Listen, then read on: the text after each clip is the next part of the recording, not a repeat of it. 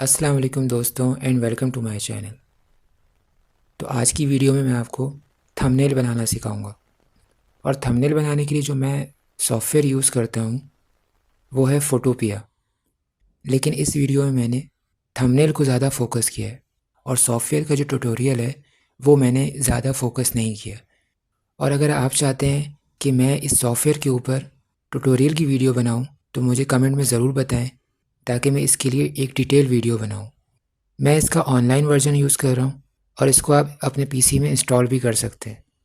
और इसमें तमाम वो फीचर मौजूद हैं जो बेसिक ग्राफिक डिज़ाइनिंग के लिए हमें चाहिए होते हैं। तो चलें वीडियो को शुरू करते हैं। तो सबसे पहले आपने न्यू प्रोजेक्ट को सिलेक्ट कर लेना है और फिर यहाँ पर आपने सिलेक्ट करना है यूट्यूब थंबनेल। तो इससे वो यूट्यूब थंबनेल की जो सारी डायमेंशंस होती हैं, सारी सेटिंग्स होती हैं, वो खुद ब खुद सिलेक्ट कर लेगा।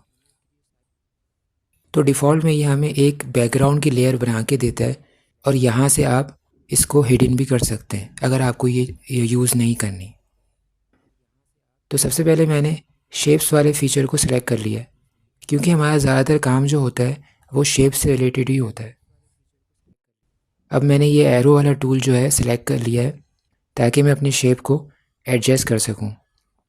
इसको यहाँ पर हम मूव टूल कहते हैं। और अगर आपने इसको कहीं किसी एक डायमेंशन के अंदर इसको बड़ा या छोटा करना है तो आप ये जो अटैचमेंट वाला ऑप्शन है इसको डीसेलेक्ट भी कर सकते हैं।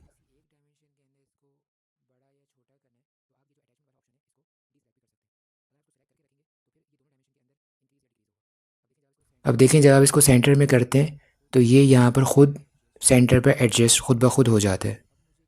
अब मुझे क्योंकि एक और शेप चाहिए तो मैं दोबारा ड्रॉ करने के बजाय मैं यहाँ से डुप्लीकेट लेयर का ऑप्शन जो है यूज़ कर रहा हूँ और यहाँ से मैं इसको डुप्लीकेट कर लूँगा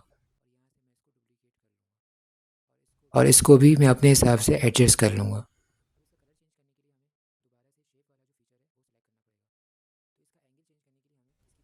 अब इसका कलर चेंज करने के लिए हमें दोबारा से शेप वाला जो फीचर है वो सिलेक्ट करना पड़ेगा।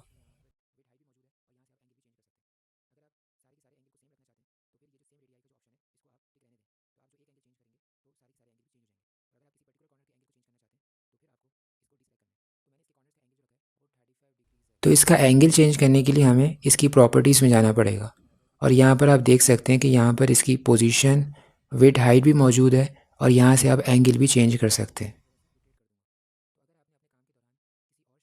तो मैंने इसके कॉर्नर्स का एंगल जो रखा है वो 35 डिग्रीज़ रखा है जो कि यहाँ पर मुझे ठीक लग रहा है।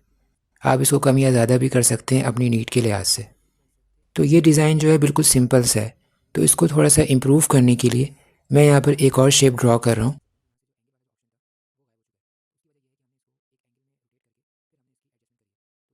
और इसको मैं थोड़ा सा रोटेट कर दूँगा।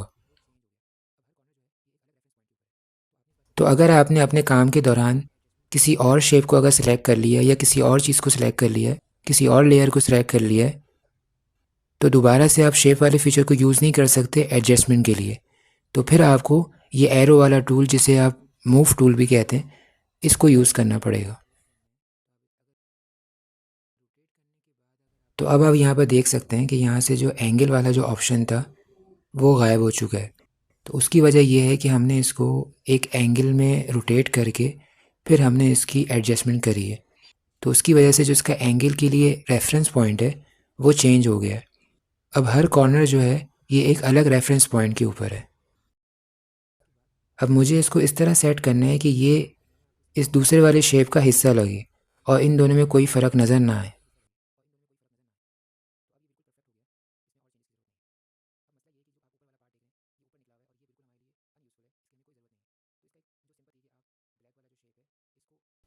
तो अब ये बिल्कुल परफेक्ट हो गया है, इसमें और चेंजेस की ज़रूरत नहीं है।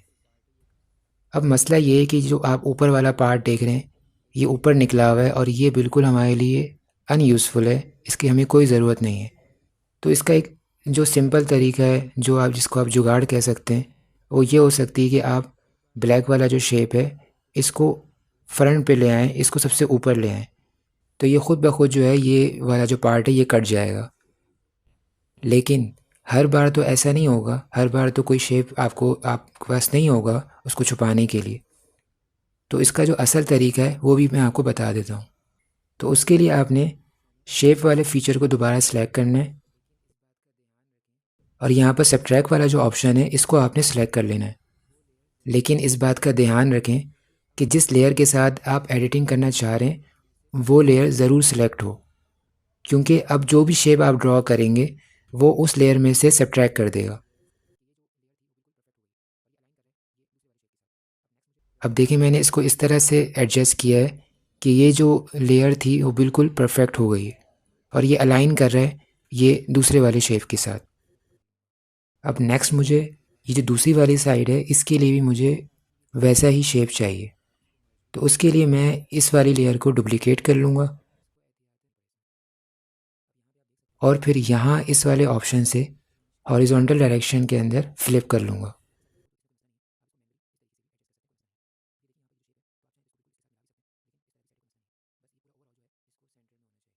आप देख सकते हैं ये बिल्कुल परफेक्ट हो गया है। यहाँ पर आप एक काम और कर सकते हैं कि आप अपने शेप्स के अंदर कोई पर्टिकुलर कॉर्नर का भी एंगल चेंज कर सकते हैं। मतलब आप किसी भी कॉर्नर को राउंड कर सकते हैं अपनी मर्ज़ी से, तो इससे भी डिज़ाइन थोड़ा चेंज हो सकता है। अगर आप चाहें तो इन तीनों लेयर्स को आप मर्ज भी कर सकते हैं इस वाले ऑप्शन से, लेकिन उसके बाद आप इसको दोबारा अनमर्ज नहीं कर सकते हैं। तो अगर आपकी ये डिज़ाइन फ़ाइनल हो गया है तो आप इसको मर्ज भी कर सकते हैं। तो मैं इसको एहतियातन मर्ज नहीं कर रहा हूँ, क्या पता मुझे बाद में कोई एडिटिंग करनी पड़े इसमें।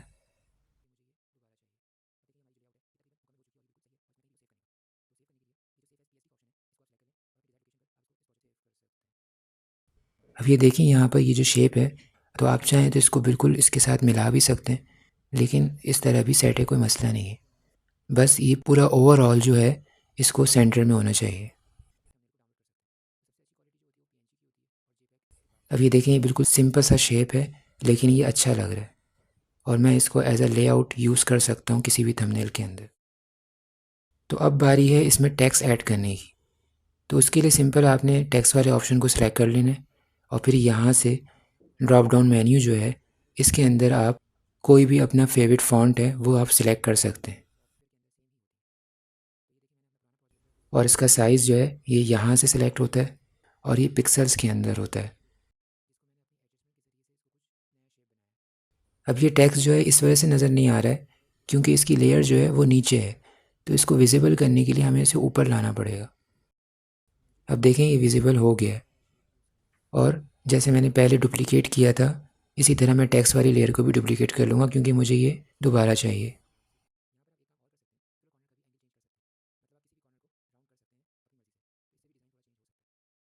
अब देखिए ये हमारी जो लेआउट है ये तकरीबन मुकम्मल हो चुकी है और ये बिल्कुल सही है और इसको मैं कहीं भी यूज़ कर सकता हूँ। अब वक्त आ गया है इस प्रोजेक्ट को सेव करने का। तो सेव करने के लिए ये जो सेव एज़ पीएसडी का ऑप्शन है इसको आप सिलेक्ट कर लें और अपनी डिज़ायर्ड लोकेशन पर आप इसको इस प्रोजेक्ट को सेव कर सकते हैं। और अगर आप इसको एज अ इमेज और एज अ थंबनेल आप इसको एक्सपोर्ट करना चाहते हैं तो वो ऑप्शंस भी यहाँ मौजूद हैं और आप यहाँ से डिफरेंट ऑप्शन में से कोई एक सेलेक्ट करके अपने थंबनेल को डाउनलोड कर सकते हैं।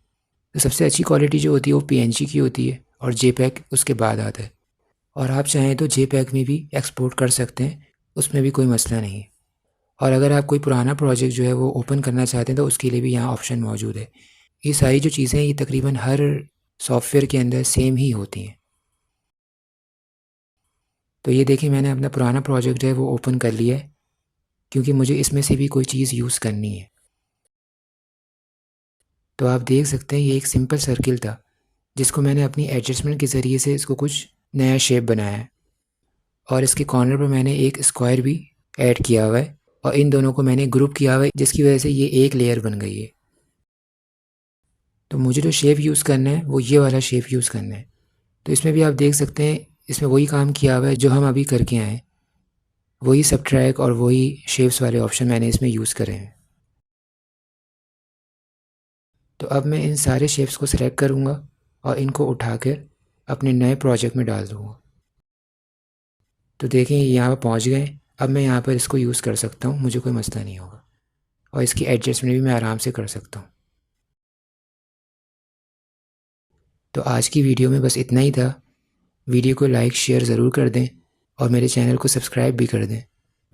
अब आपसे फिर मिलूँगा इसी तरह की वीडियो में। अपना बहुत सारा ख्याल रखें। Thanks for watching this video. Allah हाफिज़।